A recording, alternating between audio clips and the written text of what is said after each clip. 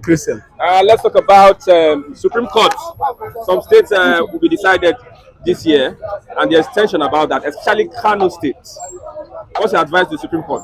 My advice to the Supreme Court is that they know they did needful.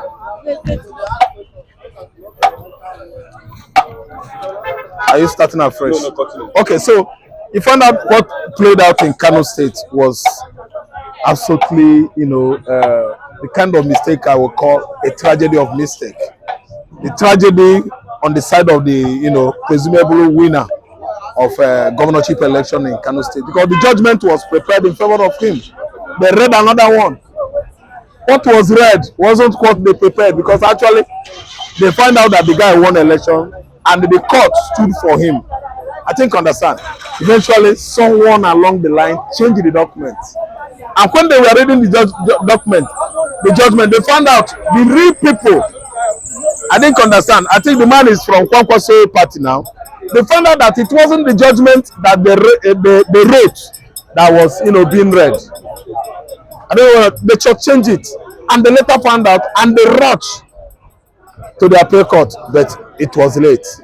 The deal has been done. So now they proved it to the Supreme Court that appeal court judgment was for the man, the other guy, not for APC. So my advice to the Supreme Court, they have not gotten to the Supreme Court. They have to fast track it.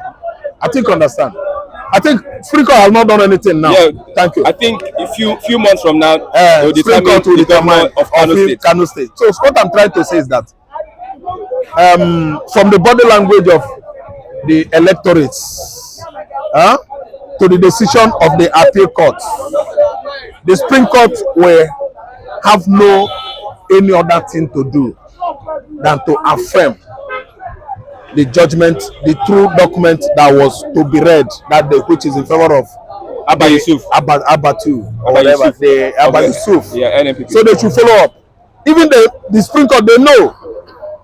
Kano wanted to be on fire. So what I'm trying to say is, for peace to reign in that state, the Supreme Court should follow the body language of the electorate, the decision of the appeal courts, and turn their back on the short change document. The judgment read wasn't written for that APC governor. So the consequences might be so stringent.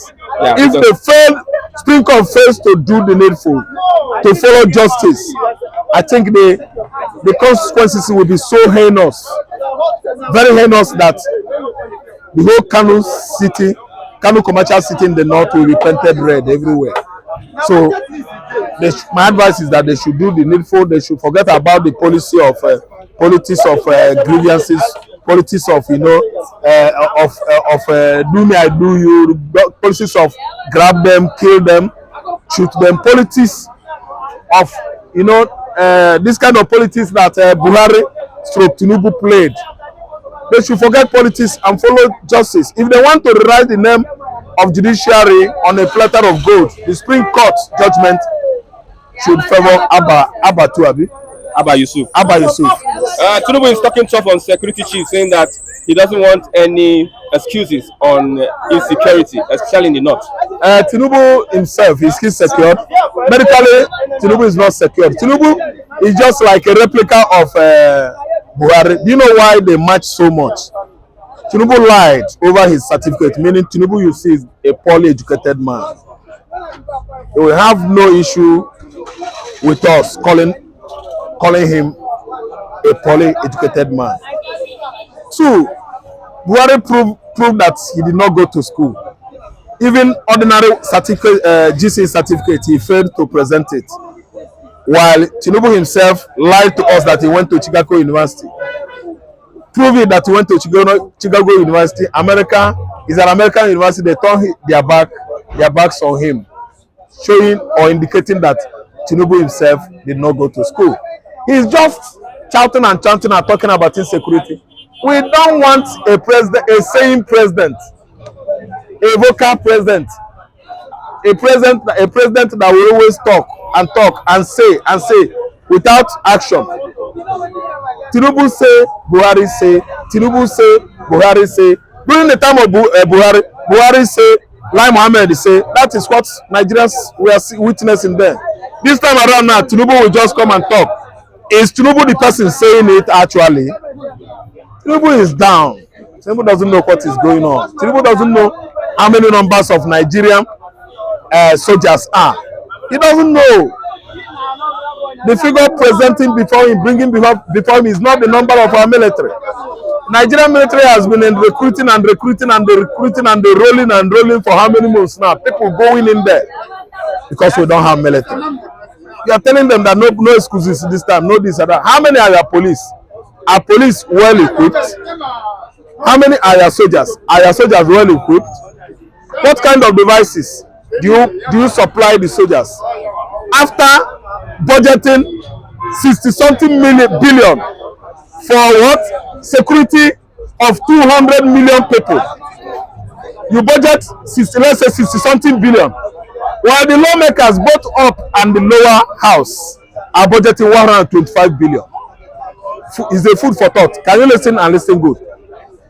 Tinubu budgeted, let me say, 68 billion for security of 230 million Nigerians. Pick it up.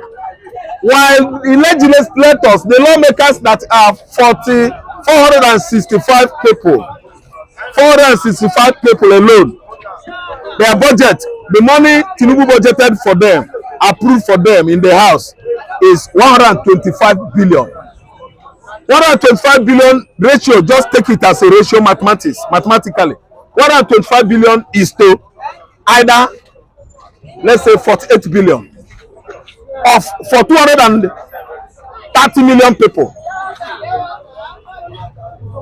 The number of the people in the house, 400 and something. I listen to me, is to 230 million. Check the ratio. The ratio. Are you listening to me? So he's chatting and chatting about security. He's not paying attention to security. He's paying attention to the lawmakers, the idiots that put him there. He's paying attention to the judiciary, the radicals and rascals that put him there. He budgeted more money for 400 and something people. Is to what? 125 billion. While 230 million people is budgeting for their security, let's say 49 billion.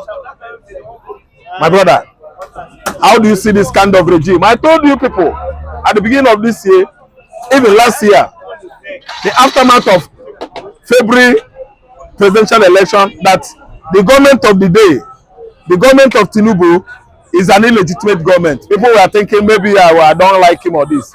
There's never no how I will not say the truth. There's no how I will like Tinubu's government. I'm not somebody that is double standard. Tinubu did not win the election. Yoruba did not vote him. Igbo did not vote him. Hausa did not. South, they did not. Are you listening to me? The mid-belt, they did not. Nobody. So, no how. No matter how you do it, nothing good shall come out of this regime. I'm telling you. There are a bunch of liars. The set of the corps of politicians we have in Nigeria now are, let me use the common word. They are there for transaction, business transaction. Ondo State governor have been advised by the APC in Ondo State not to destroy the structure, the current structure in that state, if he wants to win the election. They are talking to Ondo State, right? The Ondo State governor, the deputy governor that took over. So they are asking that he should not destroy the structure, collapse the structure, the current structure. Okay, built by Akeredolu now. Yes. What's your take? That is it. He should follow the footsteps of Akeredolu. Anyway, if you are the governor, what will you do? If I were the governor, if my predecessor was doing well, I will continue with his policies. Structure, the political structure. Okay, the political structures, they are all idiots. The guy is going to rearrange it to favor himself, because if failure to do that, they will kill him. If he cling on to Akeredolu's structure, I think he's better off written off, he's better off dead. What happens is going to create his own. Those people that are advising him never to destroy it, they don't want to lose their benefits when they were with Akeredolu. It's a common sense thing. When he comes, he will revamp his structures in a way it is going to favor him and everybody. And remember, you can't displease somebody, you can't displease yourself to please somebody. Those advices are from Tinubu's camp. I'm telling you, absolutely. is from Tinubu camp. They don't want the guy to be in control, in charge.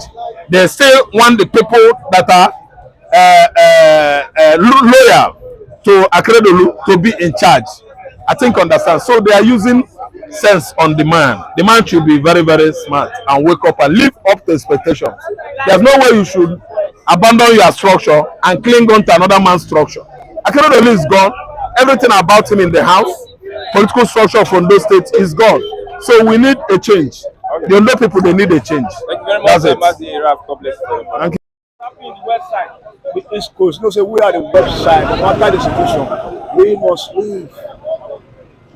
No matter their story, because they have story, we must leave. But I just see in front of the paper now that late Akeredolu body is brought to Nigeria. Oh, I fit tears in my heart. He didn't take anything home. Yeah, lion came, lion go. Empty. Lion body came. You are not going to carry anything home. No home. So you have to do the reality before going home. Because the reality is for you to serve humanity according to the will of God. So I'm asking APC, people that supported APC, because I believe you supported APC. Yes, this morning. Where is the refinery? You see, let me let you know, APC will support APC. It's that APC is a fraud home. It's a fraud. Where is the refinery? I go verse for you. They say December, now January, it never come. Never work. Nothing work, nothing truth come outside. See, if you say truth will come outside. But when you say truth will come outside, that means you say you're a liar. And a liar is supposed to be sentenced to jail. Because the government is a liar. The government is lying. Okay, now I'm still hearing I say 1 trillion economy insecurity will undermine it. Can you see the language of every day? Why the word be negative language every day? Tinubu, you are a jagaba, you fail woefully. I'm telling you the reality. See, I don't like those kind of statements. You say, have patience. I know suffer will come. But when you say someone is you have patience, somebody will be seeing you're doing that the patient is reducing the suffering here. Not that you'll be now adding more and you not see telling the person to have patience. What would that mean? You tell us that there's danger. Very wicked. Insecurity is going to undermine Nigeria's 1 trillion naira economy. Okay, where is the security of the home? So you are already giving us excuse. Well, excuse all the time. Where's the renew hope? Is the renew hope package with excuse? Okay, now dollar is going now. Is that going to almost 1,000 naira? It's like Buhari 1,200. Imagine over 1,200. Okay, where is the difference between Buhari and Jagaba?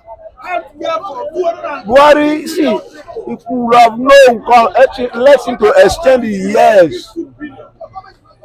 You can't be in a situation whereby every day you'll be hearing story that is not positive. Every day, giving your story. People dying, different things. Negative. Is it Nigeria? This is not Nigeria that will know that it's Nigeria. When we're born, we'll know like this. But now, everybody has to fight for himself, whether right or wrong, because the government is not available. That's why you see the whole world, they are looking at Nigeria as a stolen country. A stolen country? It's a stolen country. So what's the language? The language is that the government, they are not reliable. They are fuck up. They fuck up the system of the situation. Shake a wolf from brutality. We are still licking the wolf of brutality of the government of yesterday, and today is now worse than that. And God will rescue you and I. So we can't depend on them. Okay, thank you very much. God bless you. Oluwawa.